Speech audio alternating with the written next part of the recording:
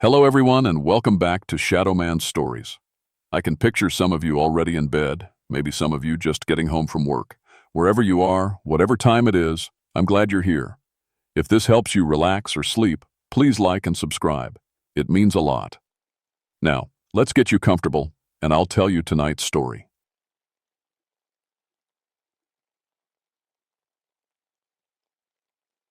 My name is Jake Frostbane, and I'm telling you this story because someone needs to know what really happened up there in the Alaska wilderness.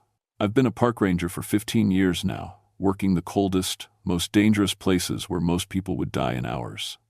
But what I saw during the winter of 1967 still keeps me awake at night. I'm 38 years old, and I've seen things that would break most men. I fought in Korea, watched my whole squad get killed by Chinese forces while I hid in a foxhole like a coward. When I came back, I couldn't stand being around people. The guilt ate at me every day. So I became a ranger and asked for the worst assignments they had. The lonelier and more dangerous, the better. That's how I ended up at gates of the Arctic National Park in Alaska, 150 miles north of the Arctic Circle. There are no roads up there, no towns, no cell phone towers, just ice, snow, and darkness that goes on for months. The nearest settlement is Anaktavuk Pass, 60 miles south, and even that's just a tiny Inupiat village. I lived alone in a cabin that the Park Service built for emergency operations. My job was simple. When people got lost or hurt in the northern Alaska wilderness, I went out and found them. Or found what was left of them. In 15 years, I'd rescued 47 people from situations that should have killed them. I knew every glacier, every frozen river, every ice cave within 100 miles. The local Inupiat people had stories about that land, old stories passed down for generations. They talked about things called tornarsuk, giant spirits that walked on ice and hunted during the polar night. The elders would warn me about voices that called from empty places and shadows that moved without anything to cast them. I never believed any of it. I figured the stories were just ways to teach kids not to wander off during the long winter. When you live in a place where the sun doesn't rise for 2 months and the temperature stays at 40 below zero, your mind can play tricks on you. Cabin fever makes people see things that aren't there. But the old-timers kept warning me. Something walks the ice when the aurora lights dance, they'd say. Something hungry. February 1967 was the worst winter I'd ever seen. The sun had been gone for 2 months, and we still had another month of darkness to go. The temperature hadn't risen above -40 in 3 weeks, and the Weather Service was predicting it would drop to -60 with the next storm. I had enough supplies in my cabin to last 30 days without resupply. My snowmobile was in perfect condition, and I had backup equipment for everything. My radio worked twice a day for check-ins with the base in Fairbanks, 8 hours away by snowmobile. Everything was routine. Then, on February 15th, I got the call that changed everything. "Jake, this is dispatch," the voice crackled over the radio through the static. "We've got a problem. 3-person geological survey team is 6 days overdue. Last radio contact was February 9th. I checked my logs. What was their last reported position? Arrogech Peaks region, about 20 miles northeast of your location. They were mapping ice formations for the university. Last transmission said something about hearing someone walking on the river ice at night. That should have been my first warning. Nobody walks on river ice at night in February. Nobody who wants to live, anyway. I'll head out at first light," I told dispatch. "Negative, Jake. Storm's coming in. Weather Service says it'll hit hard tonight and last 3 days. You wait until it passes." But I knew how these things worked. Every hour those people spent out there in the cold made it less likely I'd find them alive. And something about that last transmission bothered me. Someone walking on the river ice at night, in -40 weather, during the polar night? It didn't make sense. The storm hit that night like a freight train. Wind howled around my cabin so loud I couldn't hear my own radio. Snow piled up against the windows until I couldn't see outside. For 3 days, I was trapped inside, while somewhere out there, 3 people were dying in the cold. When the storm finally passed, I loaded my snowmobile and headed out. The morning was crystal clear, but the cold was brutal. My breath froze before it left my mouth. The snow crunched under my tracks with a sound like breaking glass. I followed the survey team's planned route. checking every shelter and landmark they should have passed. The landscape was beautiful in a deadly way. White peaks stretching to the horizon under a sky full of stars. The aurora borealis danced green and blue overhead, casting weird shadows on the snow. I found their snowmobiles first. 3 machines sitting in the middle of a frozen river, perfectly arranged in a line. Engines off, but the gas tanks were full.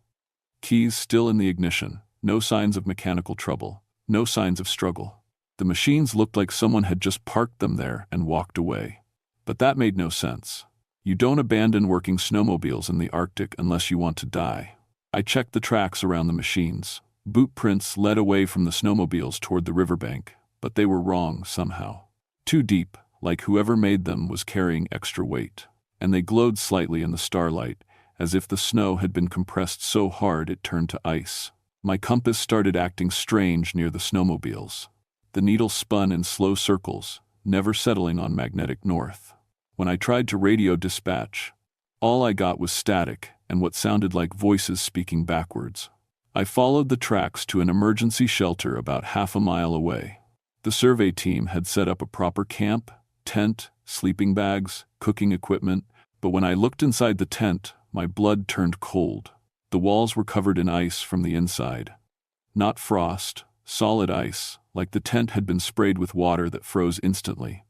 The sleeping bags were arranged in a perfect circle around a cold fire pit, and there were no people anywhere. But that wasn't the worst part. The worst part was the food. Someone had opened every can and package in their supplies, but instead of eating the food, they'd bitten through the metal cans. Huge bite marks, like someone with a mouth 12 inches wide had tried to eat aluminum and frozen beans together. And the bites were arranged in patterns, circles within circles, like some kind of ritual. I'd seen a lot of strange things in 15 years of rescue work, but this was different. This felt wrong in a way that made my skin crawl.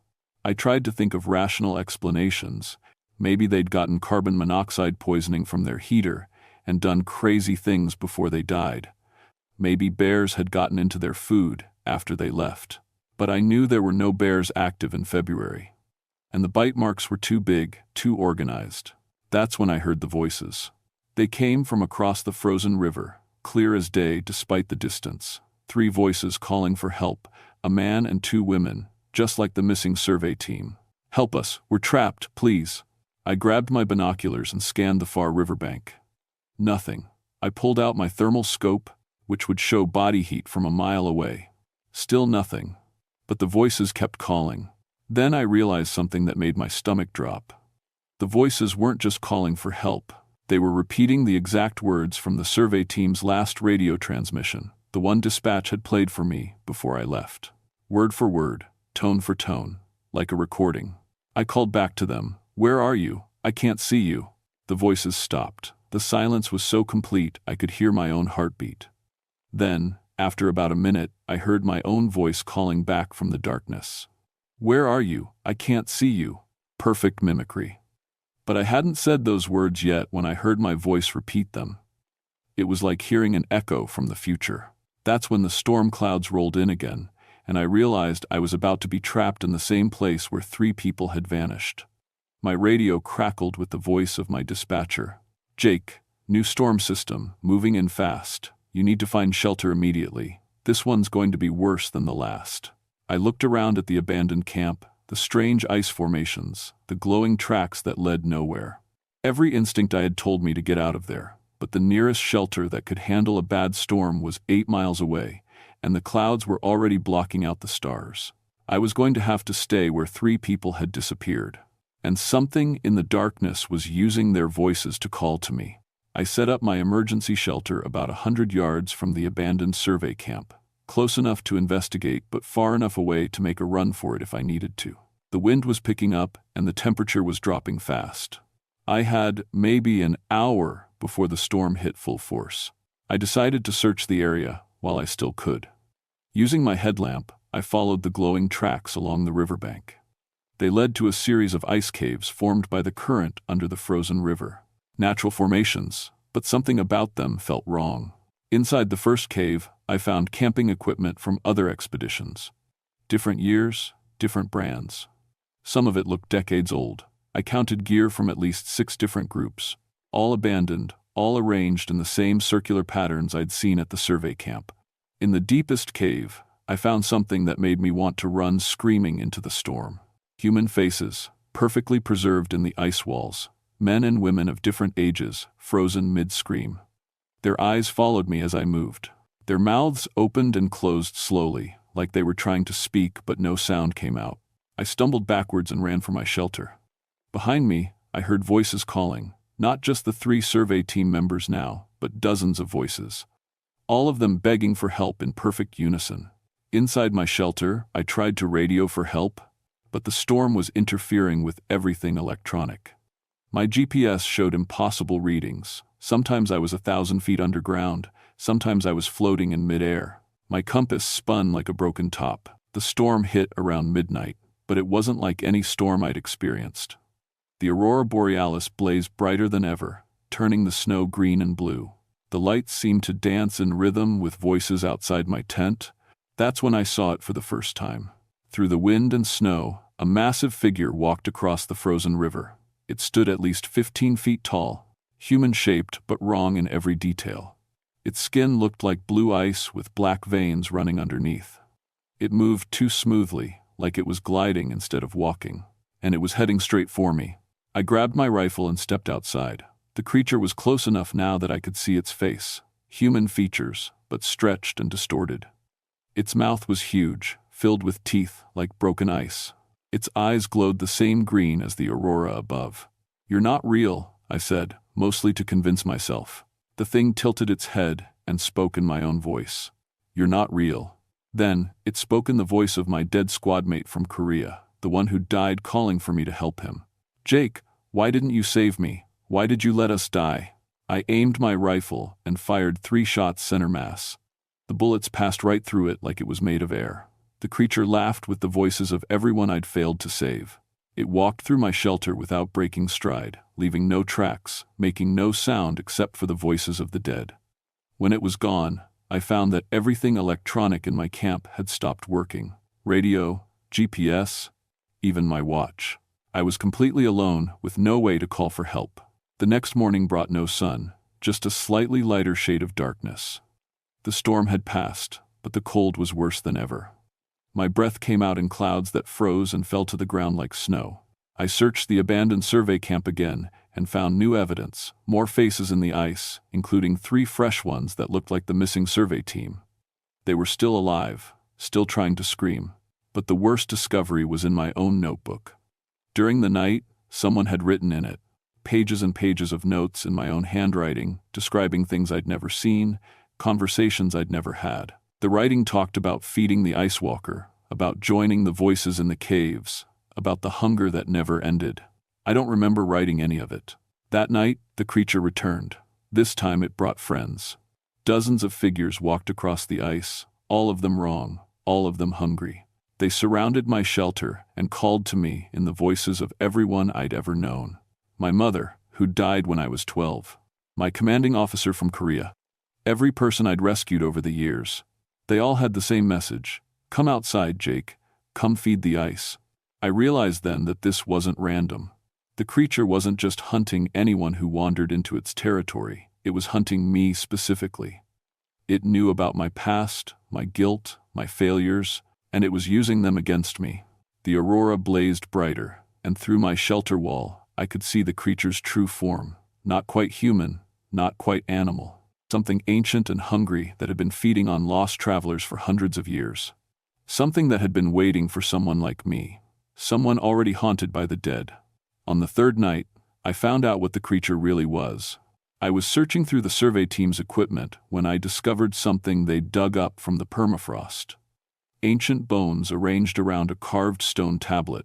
The carving showed the story in crude pictures. A shaman from an Inupiat village who'd turned to cannibalism during a terrible winter. The villagers had banished him to the ice, where he died cursing their names. But death hadn't stopped him. The tablet showed how he'd become something else, part human, part Wendigo, part ice spirit, fed by hunger and hatred, growing stronger with every person who died in his territory. The creature had been killing travelers for centuries, keeping their voices and memories as trophies. And now it wanted mine. I finally understood why my equipment kept failing, why the aurora lights danced when it was near. The creature existed partially outside normal space, able to phase through matter and manipulate electromagnetic fields. That's why my compass spun and my radio picked up impossible signals. But the tablet showed something else, a weakness. During the aurora displays, when electromagnetic activity peaked, the creature became solid, vulnerable. That's when I heard footsteps outside my shelter. Not the silent gliding of the ice walker, but real footsteps crunching in snow. I peered outside and saw 3 figures stumbling toward me across the frozen river. The missing survey team, but something was wrong with them. They moved like puppets with cut strings. Their eyes were solid white. Their mouths hung open, showing frozen breath that never stopped coming.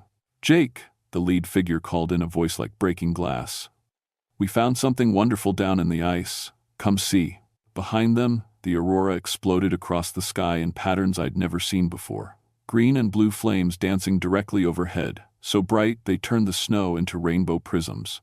And walking behind the possessed survey team was the ice walker itself, 15 feet tall and terrible. During the aurora peak, I could see its true form clearly. Ancient human bones wrapped in translucent ice flesh, black veins pulsing with aurora light. Its face was a nightmare combination of every person it had ever consumed. "Join us," it said in the voice of my dead squad from Korea. "Stop running from what you are. Stop fighting the hunger."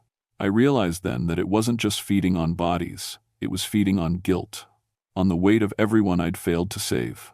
Every person I'd lost, every rescue I'd been too late for. It had been calling to this creature, drawing it to me. But I also realized something else. In Korea, I'd survived when my squad died, not because I was a coward, but because I was supposed to survive. I was supposed to learn from it, to use that knowledge to save others. I'd spent 15 years in the wilderness, saving people, because that's what I was meant to do. And I wasn't done yet. The aurora blazed brighter, and the creature solidified. I could see its form clearly now, not invincible, not unstoppable, just old and hungry and tired. I grabbed the thermite charges from the survey team's equipment. They'd been using them to melt core samples from the permafrost. Military training kicked in as I rigged them around the main support beam of the ice cave system. "You want to feed on guilt?" I called to the creature as it approached. "Then you picked the wrong man. I'm done feeling sorry for myself." The ice walker lunged at me with impossible speed, but the aurora peaked at that exact moment. Its claws, solid now, raked across my chest instead of passing through me harmlessly. I triggered the thermite charges. The explosion lit up the landscape like daylight. Tons of ice and permafrost collapsed, burying the ice walker and its feeding chambers. The aurora suddenly went out like someone had thrown a switch, leaving us in normal darkness. The possessed survey team members collapsed, gasping and shivering but alive. The voices in the caves went silent. My equipment started working again, but as I helped the survivors to safety, I could feel the creature's presence in the darkness below the collapsed ice. Trapped, maybe, hurt, probably, but not dead. Something that had survived for centuries wouldn't be stopped by one explosion. It was just sleeping now, waiting for the ice to shift, waiting for the aurora to return, waiting for the next lost soul to wander into its territory. The rescue helicopters found us 2 days later. The survey team was alive but traumatized. They had no memory of the past week, just vague nightmares about voices calling from the ice. The official report blamed carbon monoxide poisoning from their faulty heater for their strange behavior and memory loss. I didn't argue with the official story. Who would believe the truth? But I made changes in my life after that. I started talking to the Inupiat elders, learning their stories about the things that lived in the deep wilderness. Stories I dismissed as superstition turned out to be survival guides passed down through generations of people who knew the truth about places like the Arctic. I became an unofficial liaison between the Park Service and the native communities, documenting their knowledge about supernatural threats. Most of my superiors thought I was just being culturally sensitive, but a few understood what I was really doing. I'm 53 now, 15 years since that winter. I still work the wilderness, but I'm more careful about where I go and when. I carry different equipment now, blessed items from Inupiat shamans alongside my standard gear. And I watch the aurora forecasts more carefully than the weather reports. Because every winter, when the polar night begins and the electromagnetic storms peak, I feel something stirring under the ice up north. Something patient and hungry, counting the years until the ice shifts enough for it to dig its way out. The survey team members move to warmer climates and never return to Alaska. Smart choice. But every February, around the anniversary of their experience, they call me with the same dream. Voices calling from a dark place, begging them to come back and finish what they started. I tell them it's just trauma, just their minds processing what they went through. But I know better. The ice walker isn't done with any of us. It's just waiting for the right moment, the right conditions, the right weakness to exploit. And when that moment comes, it'll be ready. That's why I'm telling you this story. Not to scare you, but to warn you. If you're ever in the deep wilderness during the polar night, and you hear voices calling from empty places, don't listen. Don't investigate. Don't try to help. Just run. And if you can't run, remember what I learned that night. The only way to survive something that feeds on your guilt and fear is to stop feeding it. Face what you've done wrong, forgive yourself for what you couldn't control, and focus on what you can do right going forward. The ice walker is still out there, somewhere under the frozen ground, waiting, hungry, patient as the glacier that holds it. But it's not invincible. It can be fought, it can be stopped, it can be trapped. Just don't expect it to stay trapped forever. The aurora borealis still dances over the Arctic wilderness every winter, beautiful and terrible and strange. And sometimes, when the lights are brightest, rangers working the northern territories report hearing voices calling from the darkness. Voices asking for help. Voices that sound just like their own.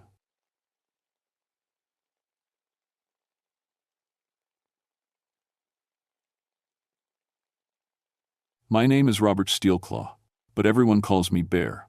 I've been a park ranger on Kodiak Island for 8 years now, and I know these woods better than most people know their own backyard. The thing is, I thought I knew everything about the bears here too. I was wrong. It's September 1954, and I'm stationed way out at Terror Lake in the southwestern part of Kodiak National Wildlife Refuge. This place is about as far from civilization as you can get in Alaska. The nearest town is Old Harbor, 25 miles away, through some of the most dangerous bear country in the world. The only way in or out is by seaplane or a 15-mile hike that'll test your nerves and your luck. I've been tracking brown bears for 8 years, and let me tell you, these aren't your average bears. Kodiak browns are the biggest bears in the world. A full-grown male can weigh over 1,500 pounds and stand 10 feet tall on his back legs. I've photographed over 200 individual bears, and I can tell them apart just by watching how they walk or where they mark their territory. My grandmother was Aleut, and she used to tell me stories when I was little. Stories about something called Palraijuk, bears that used to be men. She'd say these weren't regular bears, but people who got cursed and had to live as bears forever. They kept their human minds, but got the hunger and strength of a bear. I never believed those stories. Figured they were just old country tales to keep kids from wandering into the woods alone. In my 8 years out here, I've had 12 direct encounters with bears, and not once did I need to shoot one. You learn their patterns, respect their space, and they'll usually leave you alone. But this September feels different. The salmon run is at its peak, which should make the bears happy and well-fed. Instead, something's got them all worked up. There have been 3 attacks on fishing camps in the past 2 weeks. That's more attacks than we usually see in a whole year. I live in a small cabin about a mile from Terror Lake. My wife Mary teaches school back in town, and she worries about me being out here alone. We got married last year, and she still hasn't gotten used to me being gone for weeks at a time. I radio her every evening at 6 o'clock, assuming the mountains don't interfere with the signal. The weather's starting to turn cold, and we're losing daylight fast. By October, we'll only have about 10 hours of sun each day. The bears are getting ready for winter, which means they're eating everything they can find. It's the most dangerous time to be out here. Yesterday, I got a radio call from headquarters about another attack. This one was different, though. A fishing camp with 6 men got completely destroyed, but none of the men made it out to tell what happened. The state troopers found the camp 2 days later, and what they saw didn't make sense. According to the report, the bear tracks around the camp showed something impossible. The bears had worked together like a team. Some tracks showed bears using rocks as tools to break into the food storage. There were even signs that the bears had taken turns fishing, like they were following some kind of plan. I've been studying bear behavior my whole career, and I've never seen anything like this.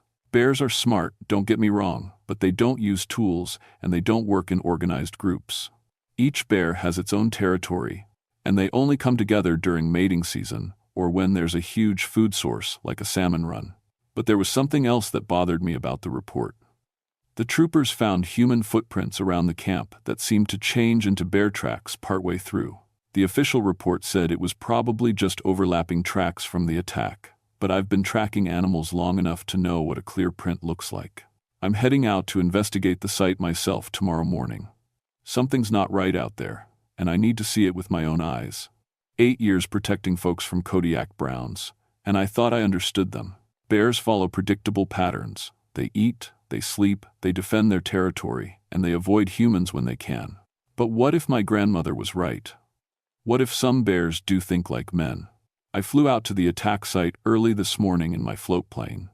The fishing camp was located on a small inlet about 12 miles north of my station, in an area where 3 salmon streams come together. Perfect bear country, but also the kind of place experienced fishermen know how to set up safely. The scene hit me as soon as I stepped out of the plane. The camp looked like a bomb had gone off. Tents were shredded, but not randomly like you'd see in a normal bear attack. The tiers were clean and methodical, like someone had taken time to cut them open in specific places. The camp's food storage containers were broken open, but again, the damage was too organized. These weren't desperate bears clawing randomly for food. I started documenting everything with my camera, taking photos from every angle like I always do. That's when I noticed the tracks. 6 different sets of bear prints, all adult males by the size of them. They moved around the camp in what looked like a planned formation. 1 set came from the north, 2 from the east, 1 from the south, and 2 from the west. They had surrounded the camp completely before attacking. But the strangest thing was what I found near the main campfire. A circle of rocks had been arranged in a perfect pattern, and in the center was a wooden spear about 4 feet long. Not a stick or a broken branch, an actual carved spear with a sharp point. Bears don't make spears. I picked up the spear to examine it closer, and the wood was still warm even though the morning air was cold. The carving work was rough but effective, like someone had made it in a hurry but knew what they were doing. My camera started acting up when I tried to photograph the spear. The pictures came out blurry or double exposed, showing strange shadows that weren't there when I looked through the viewfinder. I've never had problems with this camera before, and I've used it in all kinds of weather. I followed the bear tracks away from the camp, hoping to get some idea of where they had come from. The trail led me through thick alder bushes toward a small creek about a 1/4 mile away. That's where things got really strange. The creek showed signs of systematic fishing. Someone or something had built small rock dams to control the water flow and trap salmon in shallow pools.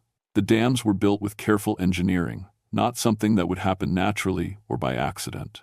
I found fish that had been cleaned and prepared, not torn apart like bears usually do.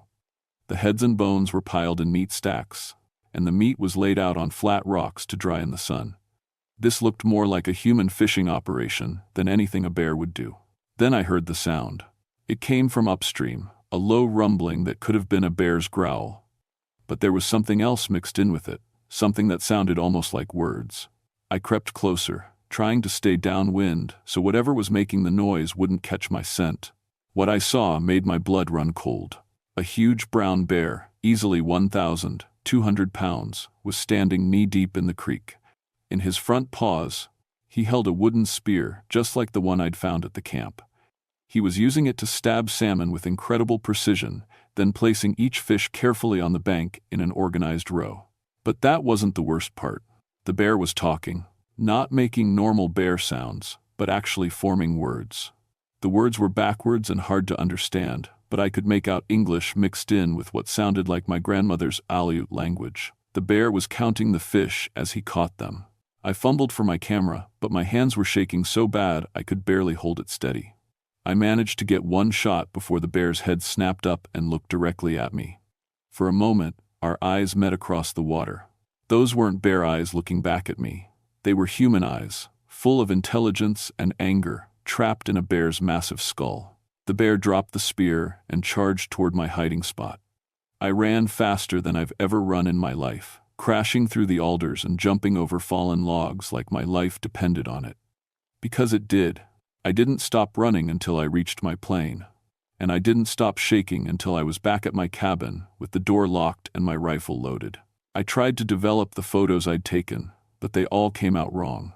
The images of the bear showed a strange double exposure, like there were two figures in the same space, one bear and one human, overlapping each other. That night, I radioed Mary like always, but I didn't tell her what I'd seen. How could I? She'd think I was losing my mind from too much time alone in the woods. But as I was getting ready for bed, I heard something outside my cabin. Footsteps in the leaves, too heavy to be human, but too measured to be a regular bear. I looked out the window and saw tracks in the moonlight, human footprints that changed into bear paws halfway across my yard. Something was watching me, and it knew I had seen too much. I didn't sleep at all that night. Every sound outside made me reach for my rifle. Around 3 a.m, I heard something large moving around the cabin, testing the walls and windows like it was looking for a way inside. Whatever it was smart enough to stay in the shadows where I couldn't get a clear look at it. When morning finally came, I found bear claw marks on my cabin walls that spelled out letters. Not random scratches, but actual words carved into the wood. Leave now. That should have scared me enough to pack up and head back to town. Instead, it made me angry.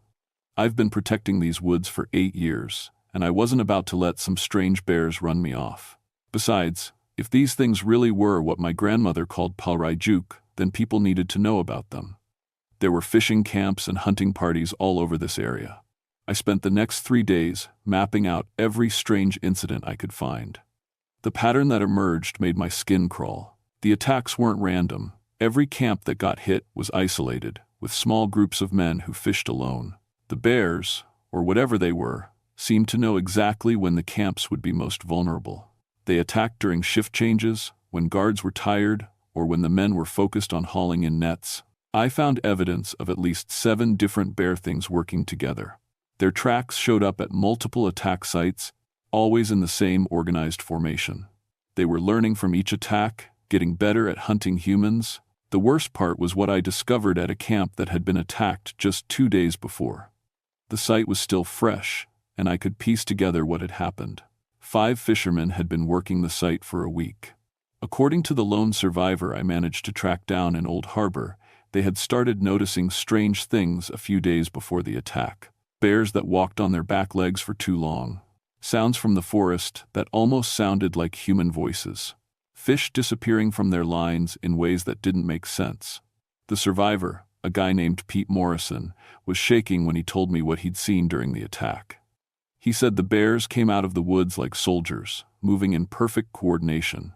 But the thing that really got to him was that one of the bears looked exactly like his fishing partner, Tom, who had disappeared the day before. It had Tom's face, Pete kept saying, same nose, same scar on his chin from when we were kids. But it was a bear's body, and its teeth. God, those teeth. I thought Pete was just traumatized and confused until I found Tom's clothes laid out in a perfect circle in the woods near the camp. The clothes weren't torn or bloody. They were folded neatly, like someone had carefully taken them off and arranged them for a ceremony. That night, I decided to set up surveillance near one of the salmon streams where I'd seen the most activity. I brought my best camera, extra film, and enough coffee to stay awake all night. Around midnight, they came. 7 bears emerged from the forest, walking single file like a military patrol. The largest one, the same bear I'd seen fishing with the spear, seemed to be giving orders through low growls and hand gestures. Yes, hand gestures. The bears were using their front paws to point and signal to each other like humans. They spread out around the stream in a pattern I recognized from my Navy days, a classic ambush formation. These bears had military training, or at least military intelligence. I watched through my camera lens as they began fishing, but not like any bears I'd ever seen. They worked in shifts, with some fishing, while others stood guard. The fish they caught were processed and stored in organized piles, like they were building up supplies for something big. Then I saw something that nearly made me drop my camera. One of the smaller bears began to change. Its snout shortened, its fur receded, and its body shrank and shifted. Within minutes, it had transformed into a human man, naked and covered in dirt, but definitely human. The man walked into the stream and began fishing with his bare hands, moving with inhuman speed and precision. After catching several fish, the man returned to shore and began the transformation back into a bear. I watched his bones crack and lengthen, his face push forward into a snout, and thick brown fur sprout across his skin. The whole process took about 5 minutes and looked incredibly painful. I had to get this on film. I started taking pictures as quietly as I could, but the camera flash reflected off a wet rock and gave away my position. 7 pairs of glowing eyes turned toward my hiding spot. The largest bear stood up on its hind legs and spoke in a voice that was part growl, part human speech. "Robert Steelclaw, we know you are watching." My heart nearly stopped. The thing knew my name. "Your grandmother told you stories about us. She understood what we are. You must understand too." The bear dropped to all fours and began moving toward me, followed by the others. I ran again, but this time I knew they were hurting me. Every time I tried to go left or right, one of them would appear from the shadows to cut me off. They drove me back toward my cabin like they were following a plan. When I finally reached my front door, gasping and exhausted, I found a message waiting for me. Scratched into the dirt of my front yard were coordinates, the exact location of the old Russian Orthodox Church, about 15 miles south of my station. Below the coordinates was a date, tomorrow night, and below that, carved deep into the earth, were 2 words that made my blood freeze. Mary Steelclaw. They knew about my wife, and they wanted me to come to them. I didn't radio Mary that night. I couldn't risk it, not when those things might be listening to our frequency. Instead, I spent the dark hours loading my rifle with every type of ammunition I had, including some old blessed silver bullets my grandmother had given me years ago. I'd always thought they were just a sentimental gift, but now I was hoping they might actually work. At sunrise, I flew to Old Harbor to check on Mary, but her school was closed and no one had seen her since yesterday afternoon. My worst fears were coming true. The coordinates led me to the ruins of a Russian Orthodox church that had been abandoned for over 50 years. The building was mostly collapsed, but the stone walls and bell tower were still standing. As I approached on foot, I could smell something that made my stomach turn, the scent of rotting meat mixed with something wild and animal. I found Mary tied to a post inside the ruined church. She was unconscious but alive, and I could see bite marks on her arms that looked like they came from human teeth, not bear fangs. "We did not hurt her badly," a voice said behind me. "Not yet." I spun around to see the largest bear from the stream standing in the doorway. Up close, it was even more massive than I'd thought, easily 10 feet tall and probably close to 1,800 pounds. But its eyes were completely human, intelligent and cunning. "My name was Ivan Volkov," the bear said, its voice a strange mixture of growls and human speech. "I was one of 7 men who came to this island in 1889, during the worst winter anyone could remember. We were starving, and we did things that changed us forever." 2. Around the church, 6 other bears emerged from the shadows. Some were in full bear form, others were partially transformed with human faces on bear bodies. All of them watched me with intelligent, hungry eyes. "The curse is simple," Ivan continued. "When a man eats human flesh to survive, and does so wearing the skin of a bear, he becomes something new. We keep our human minds, but we gain the strength and hunger of the greatest predators on earth. We become immortal, but we must feed on human flesh to maintain our power." I raised my rifle, but Ivan just laughed. A horrible sound coming from a bear's throat. "You cannot kill us with regular bullets, Robert Steelclaw. We have survived for 65 years by being smarter and stronger than anything that hunts us, but we offer you a choice." He gestured toward Mary with one massive paw. "Join us willingly, and we will let your wife live. You will become like us, immortal, powerful, free from the weakness of human flesh. All you must do is feed with us during the new moon and complete the transformation ritual. And if I refuse, then you will watch us tear her apart piece by piece. And then we will hunt you through these woods until you beg for the mercy of joining our pack." I looked at Mary, still unconscious and helpless, then at the 7 monsters surrounding me. My grandmother's stories were all true, but she'd never told me how to fight these things. The silver bullets were my only hope. "I have a different offer," I said, trying to keep my voice steady. How about I send you all back to hell where you belong? I fired at Ivan, aiming for center mass. The silver bullet hit him in the chest and he screamed, not a bear's roar, but a human scream of agony. Black blood poured from the wound, and for a moment, I could see the ghostly outline of a human man overlapping the bear's body. The other 6 attacked simultaneously. I've been in combat before, during the war, but nothing prepared me for fighting a pack of intelligent, shape-shifting bears in the ruins of a church. They moved with coordinated precision, trying to separate me from my rifle and force me into close combat where their size and strength would give them the advantage. I managed to drop 2 more with silver bullets, but the rifle only held 5 shots, and I was down to my last 2 rounds. The remaining bears began circling me, and I could see them starting to transform. Their bodies shifted and changed, giving them human dexterity while keeping their bear strength.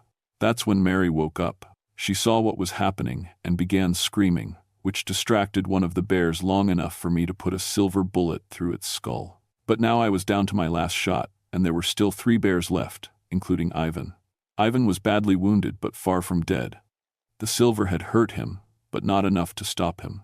He began his own transformation, shifting into something that was neither fully human nor fully bear. A nightmare creature with human intelligence, bear strength, and the worst aspects of both. You cannot win, Steelclaw, he growled. Even if you kill us all, the curse will spread. There are others like us in these woods. Others who have fed on human flesh and learned the old ways. You have only delayed the inevitable. I had 1 bullet left and 3 targets. The smart thing would have been to save it for Ivan, but as I watched, one of the smaller bears began moving toward Mary with clear predatory intent. I made my choice and shot it in the head. Now I was out of ammunition, facing Ivan and 1 other bear, with nothing but my knife and my bare hands. They spread out to attack me from different angles, and I knew this was probably where my story would end. But then I remembered my grandmother's crucifix, the silver one she'd given me when I first became a ranger.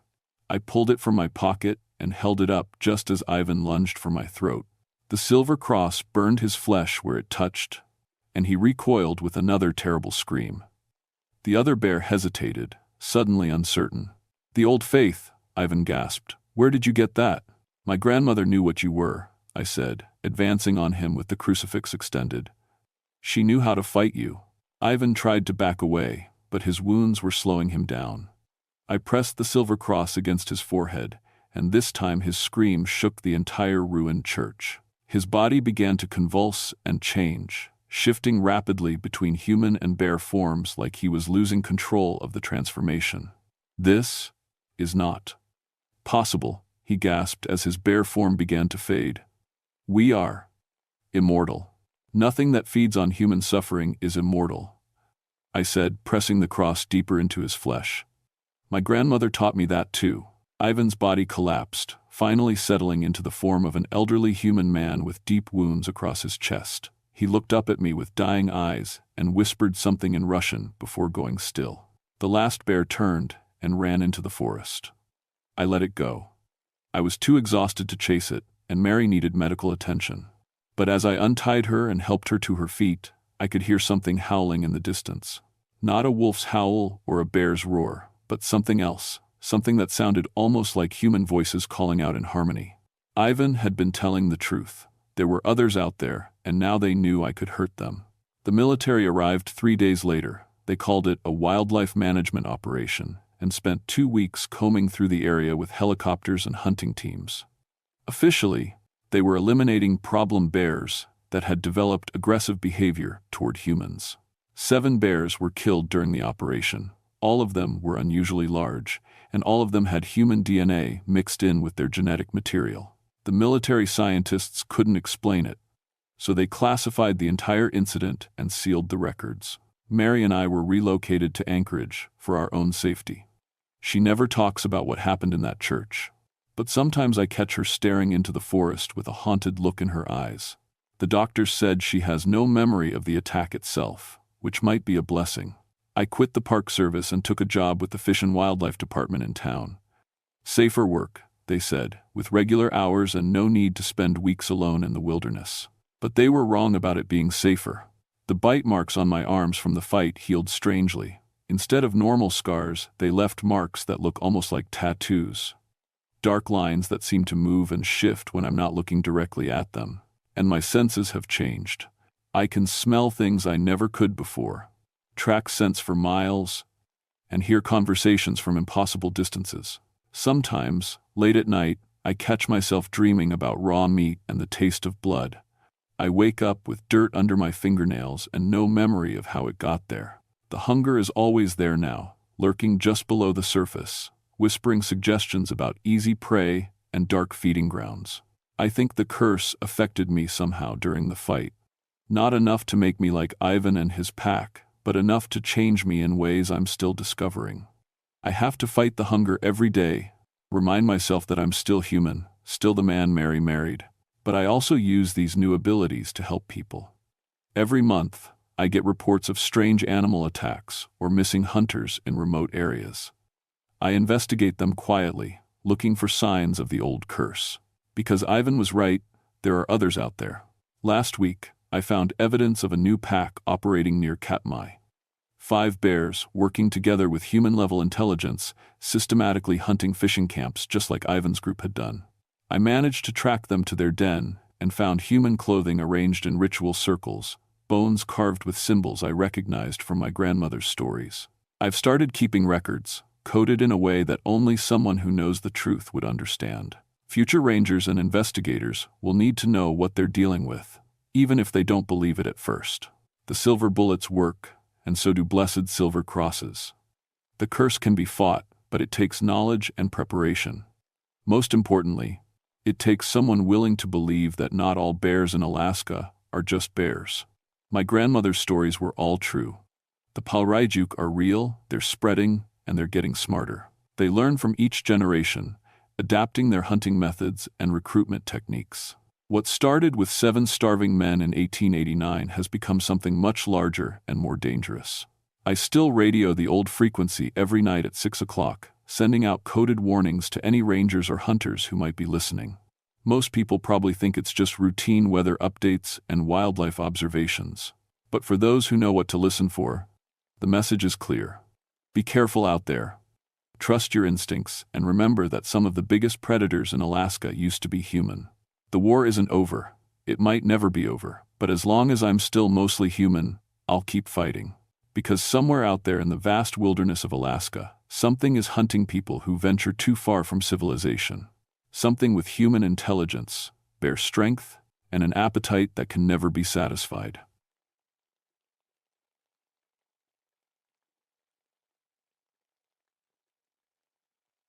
My name is Catherine Wolfhart, but everyone at the park calls me Storm. I've been a ranger at Denali for 12 years now, and in that time, I've pulled 73 climbers off this mountain when the weather tried to kill them. Mount McKinley doesn't play favorites. It'll freeze you solid whether you're a weekend warrior from Texas or an expert alpinist from Colorado. People ask me why I left my job as a meteorologist to come work in the middle of nowhere, Alaska. The truth is, weather and I have a complicated history. After my parents died in that plane crash when I was 8, my Athabascan grandmother raised me. She used to tell stories about the mountains having spirits, about things that lived in the wind and snow. I thought they were just stories until I started studying weather patterns in college and noticed things that didn't make sense in the textbooks. Now, I spend my days predicting storms and my nights reading pressure charts by lamplight. My cabin sits at the base of the North Face, 7,000 feet up, where only the serious climbers come. It's February 1976, and we're in the deep dark. 19 hours of night, and temperatures that'll freeze your breath before it leaves your mouth. The radio crackled to life at 0400 hours, jerking me out of sleep. Storm, you there? It was dispatch from headquarters, 200 miles south in Fairbanks.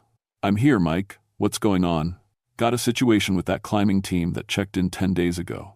8-person expedition registered for the West Buttress route. Their emergency beacon activated yesterday at 12,000 feet, but the signal's been moving around in ways that don't make sense. I sat up, suddenly wide awake. 10 days was too long, especially with the weather we'd been having. Moving around how? Signal jumps from 12,000 to 15,000 feet in minutes, then back down. GPS shows it covering ground that should take hours of climbing in just a few minutes. Could be equipment malfunction, but their last radio check mentioned strange weather patterns. I remembered the transmission. The team leader, a guy named Morrison from Seattle, had reported localized blizzards that appeared out of nowhere and vanished just as fast. I'd told him it was probably just microbursts from the mountain's thermal effects. Standard stuff. Right, Weather Service says conditions should be clear for the next 48 hours. We need someone to go up there and check it out. I was already pulling on my thermal layers. I'll take the ski plane up to base camp and start from there. If they're hurt, every hour counts. Storm, be careful up there. Some of the old-timers are saying the mountain's been acting strange this winter. More strange than usual. I almost laughed. The mountain was always strange. That's what made it deadly. I'll be fine, Mike. Been doing this for 12 years. But as I packed my gear in the pre-dawn darkness, my grandmother's voice echoed in my memory. She used to say that Denali wasn't just a mountain, it was a sleeping giant, and in the deepest winter, when the darkness was strongest, sometimes the giant would wake up hungry. I'd always figured she meant hungry for the lives of careless climbers. Now, loading my pack with enough food and gear for 10 days, I wondered if there might be more to those old stories than I'd thought. The wind outside my cabin was picking up, making a sound I'd never heard before, almost like voices, speaking words just too quiet to understand. The ski plane dropped me at base camp just after sunrise, though sunrise in February barely qualified as more than a gray smudge on the horizon. Pilot Jake gave me the usual warnings about weather coming in fast, promised to monitor radio frequencies, and flew off into the dim morning light. I stood alone at 7,200 feet, breathing air so thin it made my lungs work overtime. The silence was complete except for the wind, which seemed to be coming from all directions at once. That should have been my first clue that something was wrong. Morrison's team had left clear tracks, heading up the established route toward the west buttress. Standard procedure, good spacing between climbers, proper rope team formation. Everything looked normal until I reached their first camp at 9,500 feet. The tents were still standing, but they were arranged in a perfect spiral pattern pointing toward the summit. No climbing team sets up camp like that. You pitch tents based on wind protection and level ground, not geometry. But that wasn't the strangest part. The strangest part was that all the tents were empty, but the sleeping bags were still warm. I keyed my radio. Dispatch, this is Storm. Found the team's first camp. Something's not right here. Static answered me. I tried again, adjusting frequencies, but got nothing. The radio had worked fine at base camp. Mountains could block signals, but I was on an exposed ridge with clear line of sight to the relay station. Inside the largest tent, I found Morrison's expedition log. The entries started normal enough: weather reports, team health checks, route planning. But the last few entries made my skin crawl. Asterisk. Day 6. Heard voices in the wind last night. Sarah thought it was another climbing team, but we're the only ones up here, according to the permit office. Asterisk. Asterisk. Day 7. Temperature dropped 40 degrees in 10 minutes. No weather system on our instruments. Jake says his GPS is showing elevation changes when we're not moving. Asterisk. Asterisk. Day 8. Found tracks around camp this morning. Human but wrong size. Footprints are 14 inches long and show 6 toes. Team getting spooked. Asterisk. Asterisk. Day 9. The voices are getting clearer. They're speaking Athabaskan. None of us speak Athabaskan. Asterisk. My grandmother's language. I spoke it fluently, learned it at her knee along with English. But how would climbers from Seattle know what language they were hearing? The final entry was just 2 words, written in shaky handwriting. It's calling. I backed out of the tent and immediately noticed something I'd missed before. There were indeed tracks around the camp, pressed deep into snow that should have been too frozen to take clear impressions. The prints were huge and showed an impossible number of toes, but that wasn't what made my hands shake as I photographed them. The tracks led up the mountain in a straight line, ignoring natural climbing routes, crevasse dangers, and avalanche zones. Whatever had made them could walk up a 70-degree ice wall like it was level ground. The wind picked up again, and this time I could definitely hear voices. They were speaking Athabaskan, just like Morrison had written. But the words they were saying made my blood turn cold. Asterisk, hungry. So hungry, come feed the mountain, asterisk. I grabbed my gear and started climbing, fast. The route to 10,000 feet should have taken me 4 hours. I made it in 2, driven by an urgency I couldn't explain. The voices in the wind kept getting clearer, and worse, they were starting to sound familiar. One of them sounded like my grandmother. At 10,000 feet, I found the team's second camp. Or, what was left of it. 3 tents had been shredded like tissue paper, but not by wind. The tiers were too regular, too precise. Something with claws had methodically destroyed them. Gear was scattered across a 100-yard radius, frozen solid and partially buried in snow. But there was still no sign of the climbing team. That's when I found the bones. They were arranged in a circle around what had been the camp's center, bleached white despite being fresh. Each bone had been stripped completely clean and showed teeth marks from something with fangs the size of my fingers. But the worst part was that they were human bones, and there were 8 sets of them. 8 climbers. 8 piles of bones. Except the bones were still warm, and when I touched one, it crumbled to dust. I ran.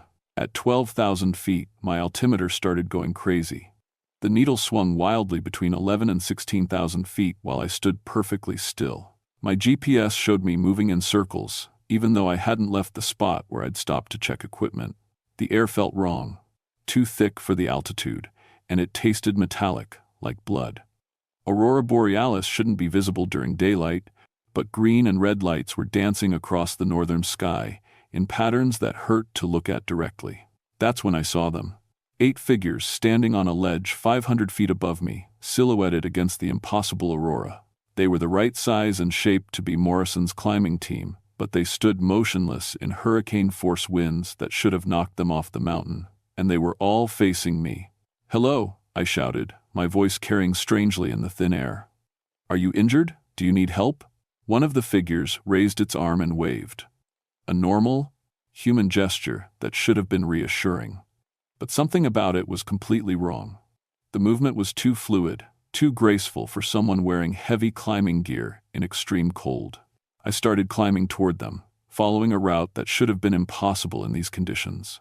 The wind kept shifting, creating pockets of calm air that let me move faster than I'd ever moved at altitude before. It felt like the mountain was helping me reach them.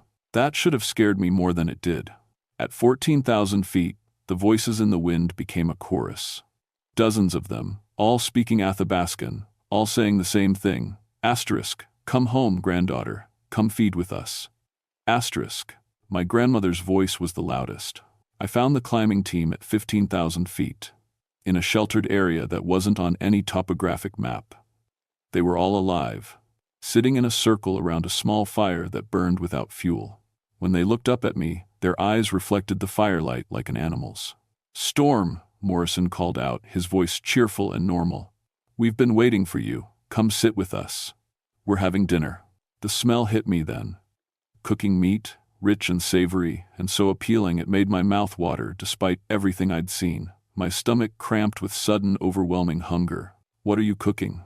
I heard myself ask, even though part of my mind was screaming at me to run.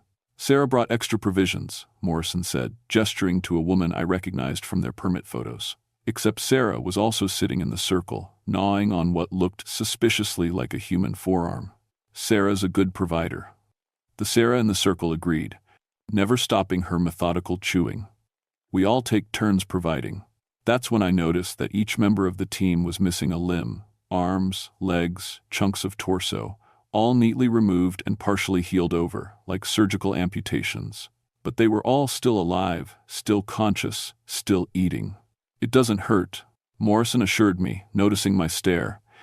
"It feels good to feed the mountain. It feels good to feed each other. You look hungry, Storm. When's the last time you really ate?" I couldn't remember. The hunger was becoming overwhelming, a gnawing emptiness that made it hard to think about anything else. The meat they were sharing smelled so good, and they were all smiling at me with such genuine warmth. "Just a taste," suggested Sarah. "You've come so far, you must be starving." I took a step toward the circle, then another. The fire flared brighter, and in its light I could see that Morrison's team wasn't alone. There were dozens of other figures sitting just outside the circle, all in various stages of consumption and being consumed. Climbers from different decades, judging by their gear. all of them watching me with hungry, patient eyes. "That's it," Morrison encouraged. "Come join us. The mountain provides for everyone who knows how to feed it properly." My hand was reaching for the offered meat when I heard something that cut through the hunger like a knife. My grandmother's real voice, not the twisted echo in the wind, speaking words she'd taught me as a child. Asterisk. When the Wechuj calls, turn away. It feeds on more than flesh. Asterisk. I jerked my hand back and stumbled away from the fire. The entire circle of climbers hissed in disappointment, and their faces began to change. Jaws elongating, teeth sharpening, skin stretching tight over bones that were growing and reshaping. "You can't leave," Morrison said, his voice deepening into an inhuman growl. "The mountain is hungry, we're all hungry, and you're the best meat we've smelled in years." Behind them all, something much larger began to rise from the shadows. Something that had been human once, a very long time ago, but was now 15 feet of emaciated limbs, translucent skin, and antlers like a diseased elk. The Wechuja, the cannibalistic giant from my grandmother's stories. It smiled at me with a mouth full of icicle teeth, and spoke in a voice like avalanches. Asterisk. Welcome home, granddaughter. Asterisk. I ran blindly up the mountain, abandoning all climbing safety as the thing that had been Morrison's team howled behind me. The possessed climbers moved with inhuman speed, their transformed limbs carrying them over ice and rock like they were running on level ground. But the Wechuj itself was faster. It flowed up the mountain beside me, sometimes solid, sometimes seeming to be made of wind and snow. When it was solid, I could see the horrible details. Skin so translucent I could see its frozen organs, eyes like black ice, and that mouth that never stopped smiling. Asterisk. You cannot escape what you are. Asterisk. It called to me in my grandmother's voice. Asterisk. Your bloodline called me here. Your people created me. Asterisk. I reached the false summit at 19,000 feet with my lungs burning and my vision graying from lack of oxygen. There was nowhere higher to run. The true summit was 1,000 feet of technical climbing away. Impossible without proper equipment and planning. The aurora borealis exploded across the sky like the mountain was bleeding light. In its glow, I could see the truth spread out below me.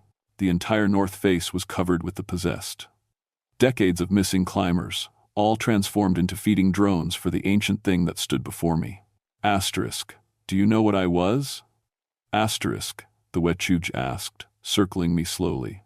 Asterisk. I was a shaman, a healer. I kept my people alive during the worst winter in memory. But the snow kept falling, and the game stopped coming, and the children started dying. Asterisk. The creature's voice was hypnotic, and I found myself unable to move as it spoke. Asterisk. One child died, then another. I had a choice, let my people starve, or break the greatest taboo. So I fed them the only meat left. I fed them each other. And when the winter ended, and my people saw what I had made them do, they cursed me to hunger forever. Asterisk. 1. That was 300 years ago, I managed to say. You should be dead. Asterisk. Death is for those who stay human. I became something else, something that feeds not just on flesh, but on the act of feeding. Every person who breaks the taboo, who chooses survival over humanity, feeds me, makes me stronger. Asterisk. The wind around us was reaching hurricane strength, but the Wechuji stood unmoved. Ice crystals formed in the air and began to take shape. Spears, clubs, blades made of frozen water sharp enough to cut through steel. Asterisk. Your grandmother knew what I was. Her bloodline has guarded against me for generations. But you left the old ways behind. You chose science over spirit. You made yourself vulnerable. Asterisk. It was right. I'd rejected my grandmother's stories, dismissed them as primitive superstition. I'd thought understanding weather patterns and atmospheric pressure made me immune to the old fears. But as the creature raised its ice weapons, I remembered something else my grandmother had taught me. Not a story, but a song. A protection chant she'd made me memorize, claiming it would keep me safe from things that hunt in the darkness. Asterisk. Too late for prayers, granddaughter. Asterisk. The ice spears flew toward me with the speed of bullets. I dove aside, pulling something from my emergency pack, not a weapon, but a small pouch of sacred tobacco my grandmother had given me years ago. I'd carried it as a sentimental keepsake, never believing I'd need it. The aurora blazed brighter, and I remembered her words. Asterisk.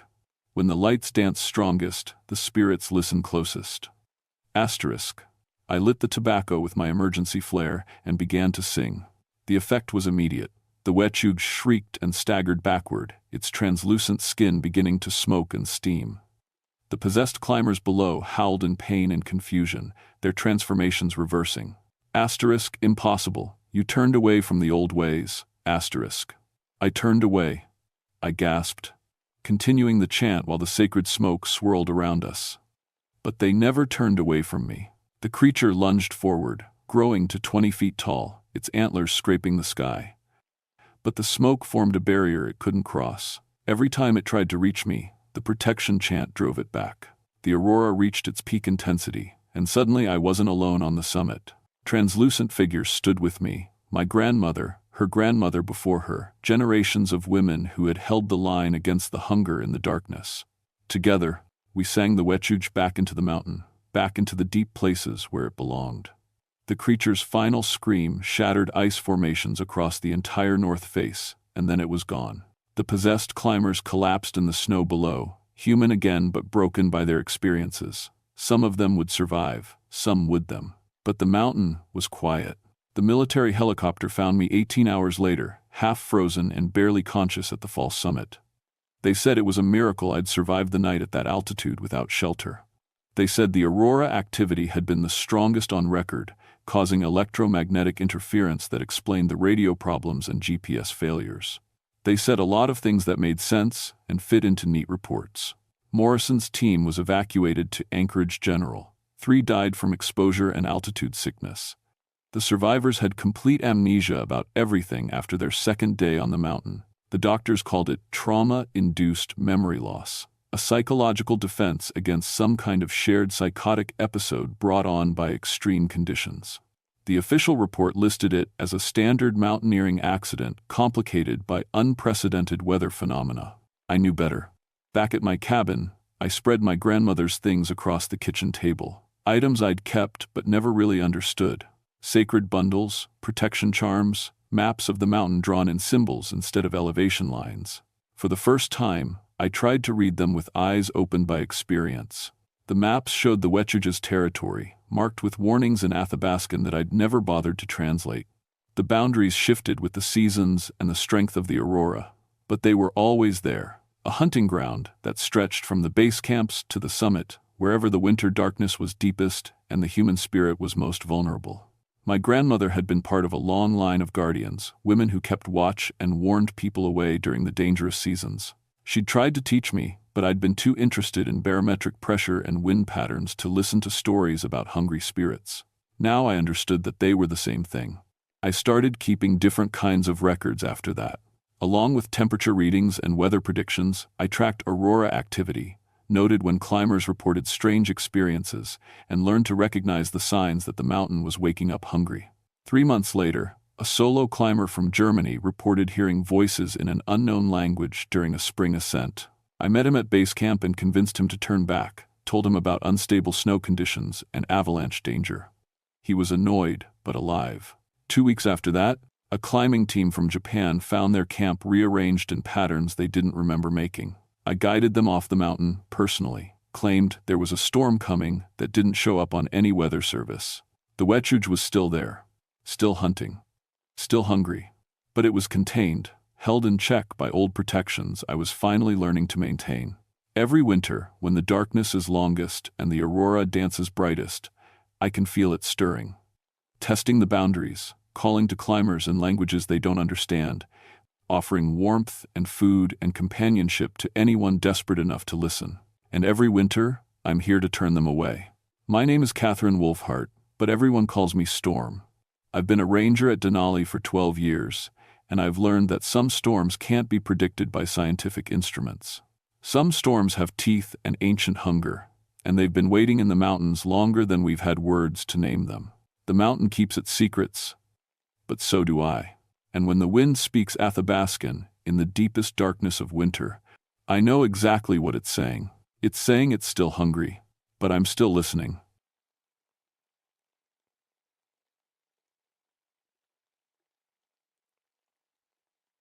My name is Vincent Ashwood, but everyone at Katmai calls me Bear Track. I've been a ranger here for 18 years, and in that time, I've tracked over 300 individual brown bears. I can tell you which bear made which print just by looking at the shape of their claws in the mud. I can predict where they'll fish by watching the salmon runs. I thought I knew everything about these animals. I was wrong. It's October 1981, and I'm sitting in my cabin in the Valley of 10,000 Smokes, writing this down while I still remember it clearly. The volcanic landscape outside my window looks peaceful now, just steam rising from the fumaroles like morning coffee breath. But 3 days ago, this place was hell on earth. Not because of the volcano. I've lived through eruptions before. Because of what was living inside the bears. Let me back up. I'm 41, been doing this job since I got back from Vietnam in '63. The Army taught me how to track men through jungle that wanted to kill me. Alaska taught me how to track animals through wilderness that definitely wants to kill me. My Yupik stepfather, Samuel, taught me the old ways, how to read the land like a book, how to move without disturbing the spirits. I never believed in the spirits part. If something had claws and fangs, it was just another predator to respect and avoid. Samuel used to tell stories about Unyarak shadow spirits that could get inside bears during volcanic eruptions. I figured it was just his way of explaining why bears got more aggressive when the mountains started smoking. The Valley of 10,000 Smokes earned its name after the 1912 eruption of Novarupta. 40 square miles of volcanic wasteland where steam still rises from thousands of cracks in the earth. It's beautiful in a deadly way, like walking on the surface of an alien world. The sulfur smell gets to you after a while, makes your eyes water and your throat burn.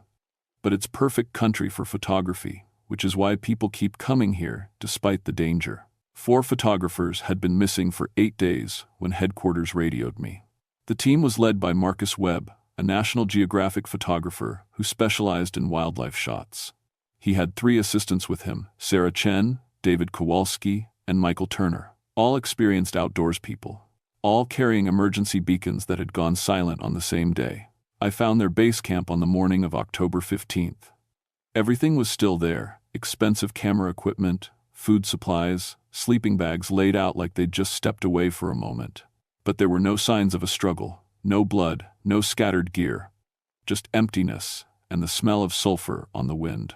The thing that bothered me most was the camera equipment. These were professional photographers with thousands of dollars worth of gear, and they'd left it all behind.